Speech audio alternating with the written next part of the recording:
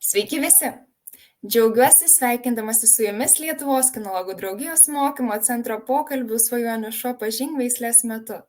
Tai yra pokalbiai, kurių metu galėsite išgirsti pasakojimų iš patyrusių veisėjų, teisėjų, veislės entuziastų, veterinarų apie jų ilgus metus mylimas ir puoselėjimas veislės. Taip pat kviečiame apsilankyti draugijos svetainėse www.kinologija.lt bei mes-ir-šunis.lt. Čia rasite ne tik straipsnius apie įvairias šunų veisles, tačiau ir daugybę kinologijos entuziastams naudingos informacijos. Na, o šiandien išgirsime apie žaismingus ir linksmus japonų špicus.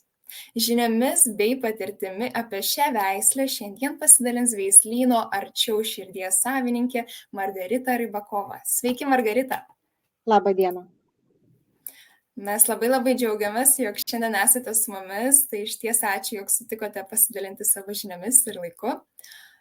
Tai gal pristatytumėt, kas šiandien pas jus yra ant kelio ir padės papasakoti apie veislę?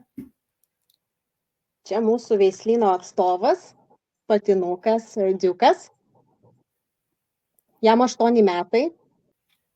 O kaip taip atsitiko, jog pas jūs atsirado būtent japonų špicai? Kaip jūs pamilote tą veislę? Japonų špicai atsirado pas mane 2015 metais. Labai ilgai svajojau apie šunį ir rinkausi veislę tarp samojedo ir pomeranijos špico. Todėl, kad samojedas labai didelis auginti bute, o pomeranijos špicas buvo per mažas, radau japonų špicą, bet Lietuvoje jų buvo labai mažai, tik pas vieną veisėją. Todėl teko ieškoti kitose šalyse. Na ir ar sunkios buvo tos paieškos ir tuo metu buvo sunku surasti tą japonų špicą? Taip, labai, nes kol gims vada, man teko laukti metus ir kol gims man patinkanti kalytė. Ir ilgai renkausi ir labai svarbu rinktis veisėją, nes su ją mes iki šiol bendraujame jau 10 metų. O ar Lietuvoje dabar yra daugiau japonų špicų, ar vis dar juos pakankamai retai sutiksime? Lietuvoje gana retai galima sutikti gatvėje japonų špicą. Nuo 2012 metų registruota 82 šuniukai. O kokiagi yra japonų špicų atsiradimo istorija? Kokia yra jų kilmė? Na, iki šiol apie japonų špicų kilmė žinoma nedaug. Vieni tvirtina, kad veislės istorija prasidėjo XIX amžiuje ir kad tarp protėvių buvo Sibiro laikų, bet labai smulkių.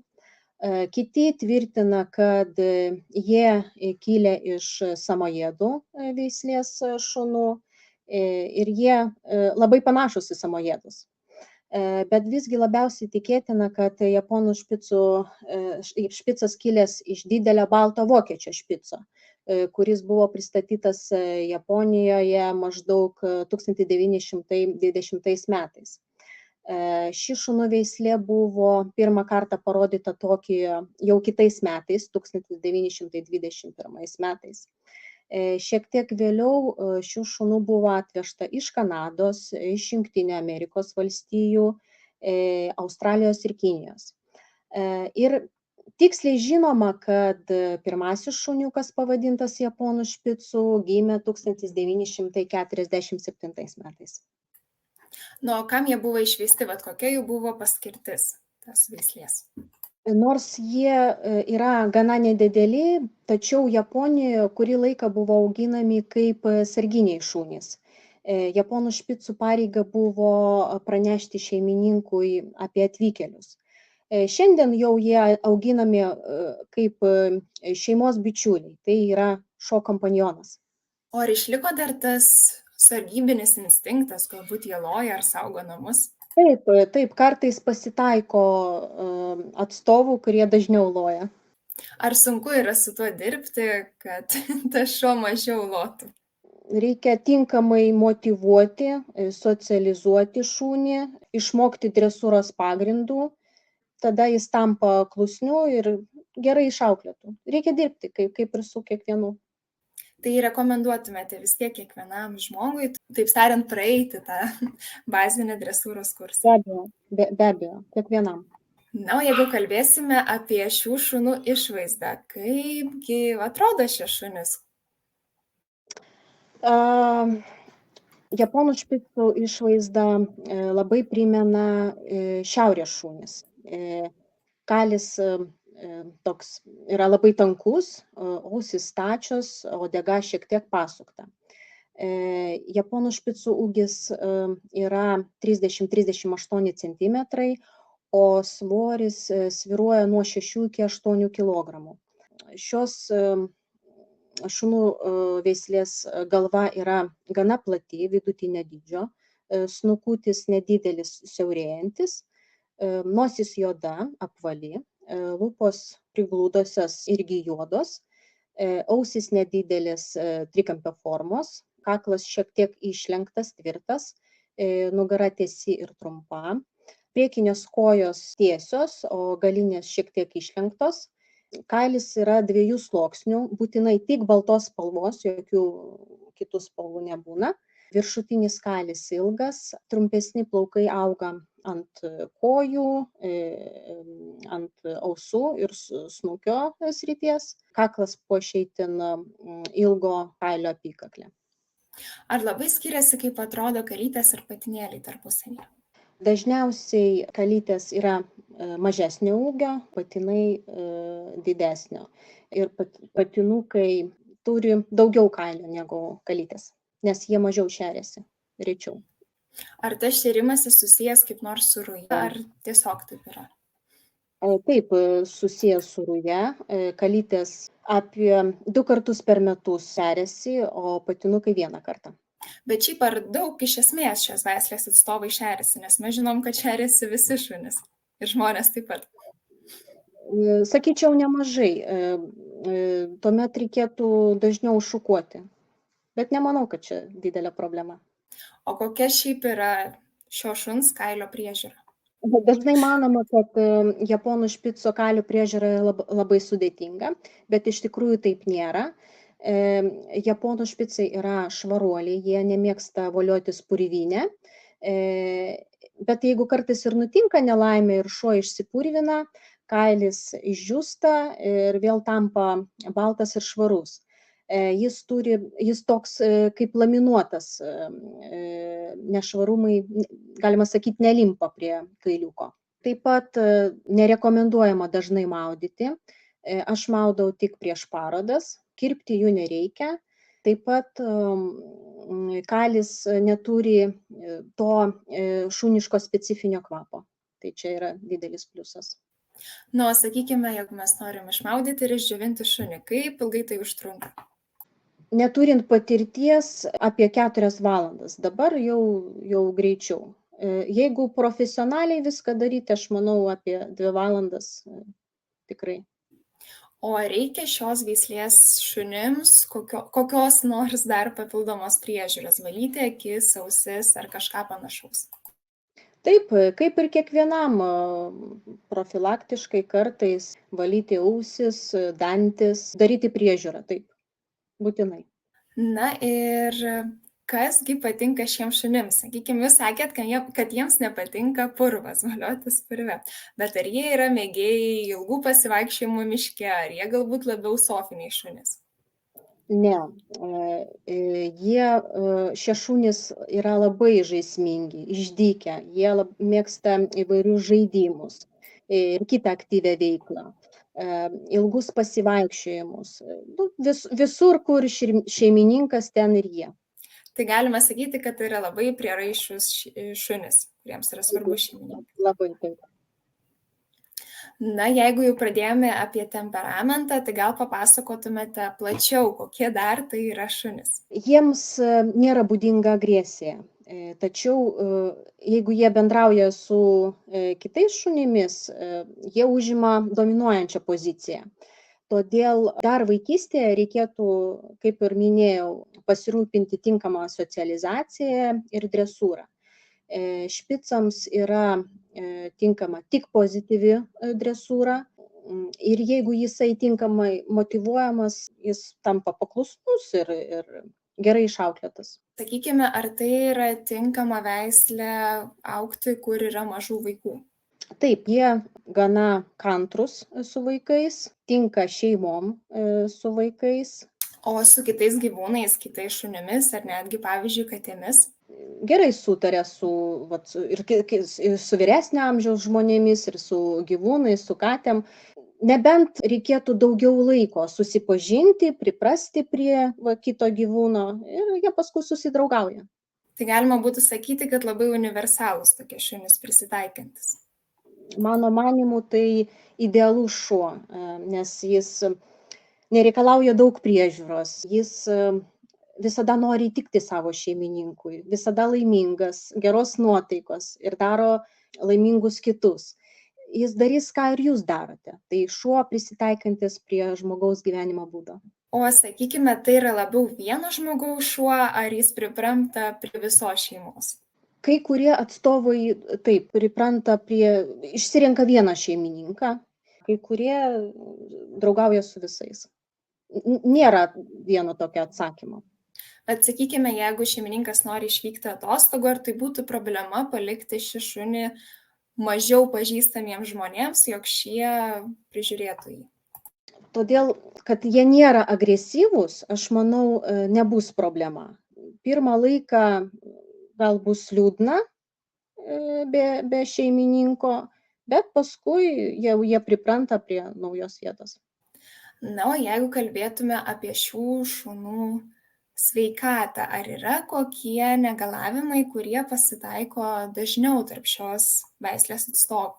Japonų špicai yra gana sveika veislė, nes šių šunų veisimas atliekamas ypač atsakingai, bet vis dėlto kartais pasitaiko kelias girnelės išnyrimo patologijos.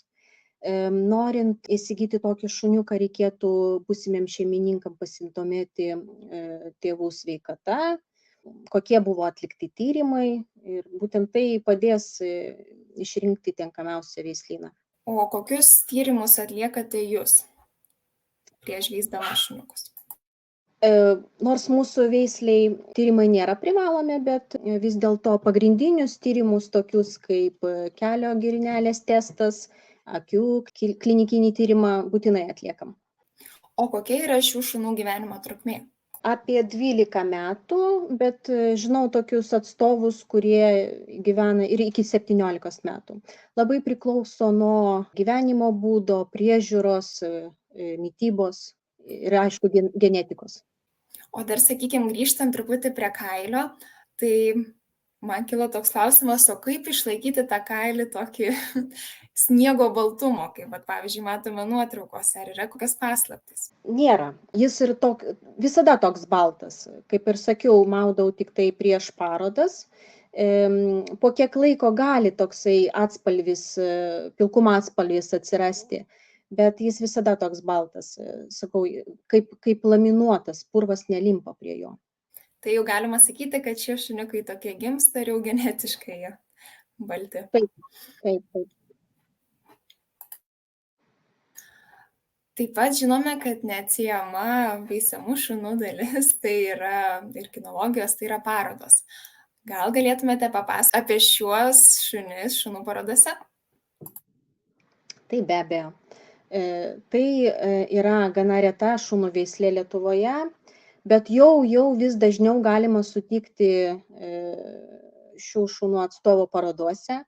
Dažnai atvažiuoja iš kitų šalių, iš Skandinavijos šalių, dabar dažniau iš Lenkijos. Dažnai sutinku jau savo veisimo šuniukus. Ar pati dažnai dalyvaujate parodose? Stengiuosi dalyvauti ir važiuoti į kitas šalis, į Baltijos šalis. Ir man labai patinka parodos, nes aš tokį jaučiu lengvą adrenaliną. Ir čia taip puikiai galimybė pabendrauti su savo veisimo šuniukų šeimininkais, susipažinti su kitais veisėjais iš kitų šalių. O ar dažnai, sakykime, matome šiuos šunis ant bestų, tai yra tų galutinių parodos konkursų, gražiausio šuns rinkimo konkursų pakylų? Dar nedažnai, bet jau kartais atsiranda. Ir kokiose šalise vis dėlto šie šunys yra galbūt populiariausi, ne tik parodose, bet ir šiaip? Sakyčiau, kad Skandinavijos šalyse jų daugiausia. Tai Europoje galima sakyti, kad dar tiek jų nesutinkame. Turiu minį Europoje, tai gal vidurio Europoje. Vidurio Europoje, jau Lenkijoje padaugėjo, Prancūzijoje, bet daugiausia Norvegijoje, Suomijoje ir Švedijoje.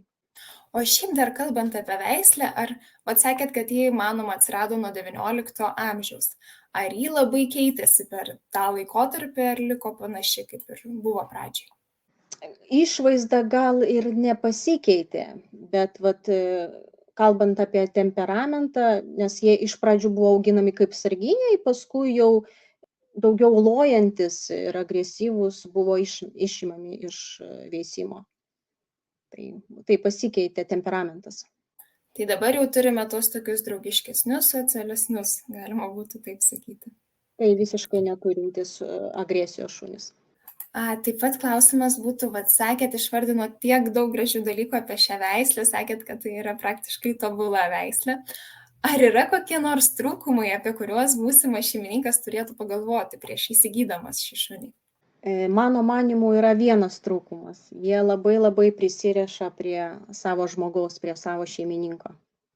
O sakykime, kai pas jūs ateina naujas žmogus pirkti šuniuką, kaip jūs suprantate, kad šis žmogus tinka šiam šuniukui? Kitaip tariant, koks yra tas tobulas japonų špico šeimininkas? Nepakanka pasirūpinti, jog augintinio netrūktų tik tai maisto, jam reikia žaidimų, laiko, šuo turi jaustis pilnaverčiu šeimos nariu ir įsitraukti į namuose vykstančias veiklas. Būsimas šeimininkas turi turėti pakankamai laiko šuniui, ilgiem pasivaikščiojimams, socializacijai, dresūrai. Čia šita veislė tik atsakingiam žmonėm. Ar turite kokių gal kuriozų, ar iš savo šunų gyvenimo, ar iš šeimininkų pasakojimų, kas juokingų įvykių susijusių su šiais šunimis? Tai gal ir buvo, ir ne vienas. Taip yra, prisimenu vieną. Dar buvo pirma kalytė mano jauna ir išvažiavom prie ežero maudytis. Ir nuėjau maudytis ir ta kalytė taip išsigando, kad bėgo paskui mane. Pirmą kartą pradėjo plaukti iš tos baimės, kad jinai yra labai tokia prisirišusi prie manęs. Ir nereikėjo mokintis net plaukti. Savaime taip ir išmoko, ir išsimaudė, ir išmoko. Tai ši veislė, kaip sakėt, nėra labai populiari Lietuvoje. Bet visgi, kokia yra šios veislės bendruomenė? Gal yra rengiami kokie susitikimai, ar tarpusavėje bendrauja veisėjai, kaip viskas vyksta? Tradiciškai jau kiekvienais metais gruodžio mėnesį mes susirenkam su šeimininkais ir švenčiam kalėdas. Jau kiekvienais metais tai tapo tradicija. Labai smagu visus pamatyti, ir šuniukus, ir žmonės, pabendrauti. Kviečiam visus ir ne tik, ir japonų špicų mylėtojus, ir galbūt svajojančius apie tokį šunį. Visada prašom. Tai jeigu būsimas šeimininkas norėtų nusipirkti šį šuniuką, kuris galėtų kreiptis ar į veisėjus, kad galėtų susižinoti apie šią veislę, pasikalbėti, jeigu kiltų kokių klausimų? Be abejo, gali kreiptis į veisėjus, nežinau kaip čia, pasirinkti tinkantį veislyną, nes 10-12 metų reikės bendrauti su ta veisėja. Galėčiau dar pridurti, kad tai labai aktyvus šuo, dažnai dalyvauja agility, taip pat šunų freestyle. Vat mūsų veislės atstovai dažnai važiuoja kartu, keliauja su šeimininkais, važiuoja į kalnus, tai mėgsta ilgus pasivaikščiojimus, jam nėra blogų oro sąlygų. Tai ačiū Jums labai labai, Margarita. Ačiū. Nuoširdus ačiū Lietuvos kinologų draugijos veisėjai Margarita už skirtą laiką, žinias ir patirtį. Ačiū visiems besidomintiems šią veislę ir Lietuvos kinologų draugijos mokymo centro komanda linki visiems japonų špicų augintojams kuo didžiausios sėkmės. Iki kitų susitikimų.